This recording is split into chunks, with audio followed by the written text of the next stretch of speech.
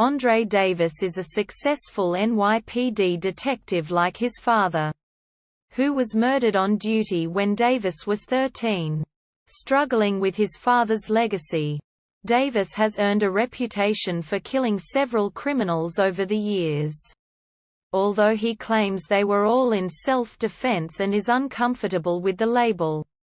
One night, Michael Trujillo and Ray Jackson, two small-time criminals and ex-military soldiers, attempt to steal 30 kilograms of cocaine from a wine shop in Brooklyn.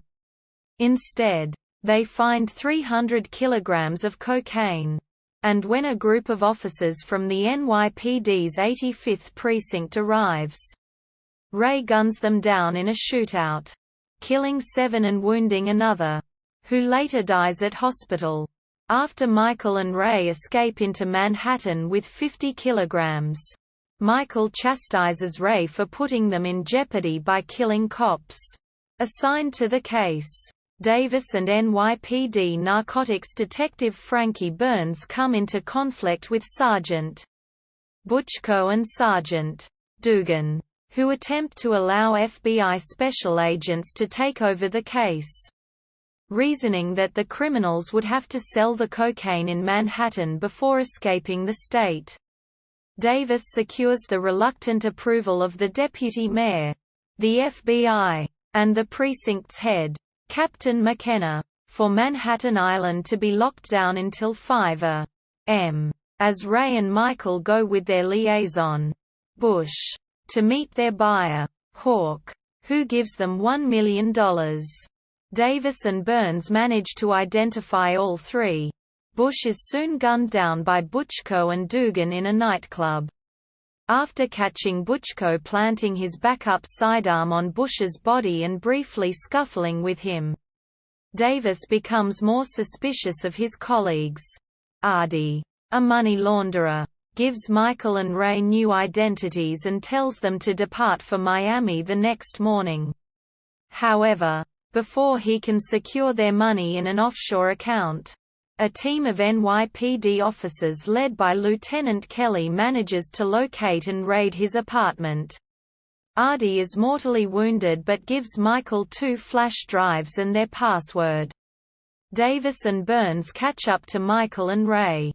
After accidentally killing a civilian, Ray is fatally wounded by Davis. Michael holds Burns at gunpoint, telling Davis about the drives and how suspicious everything is.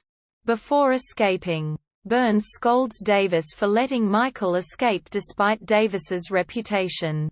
In a hotel room, Michael unlocks the drives, realizing that McKenna's precinct was involved in trafficking the drugs from the winery and earning profits for it, and that some of the cops he and Ray had killed in the shootout had been corrupt. After another chase where Michael abandons his money, Davis manages to corner him on a subway train and convinces him to surrender, promising to keep him alive.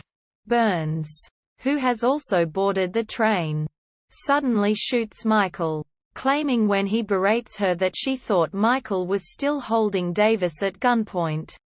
Michael secretly gives Davis the drives and password before dying.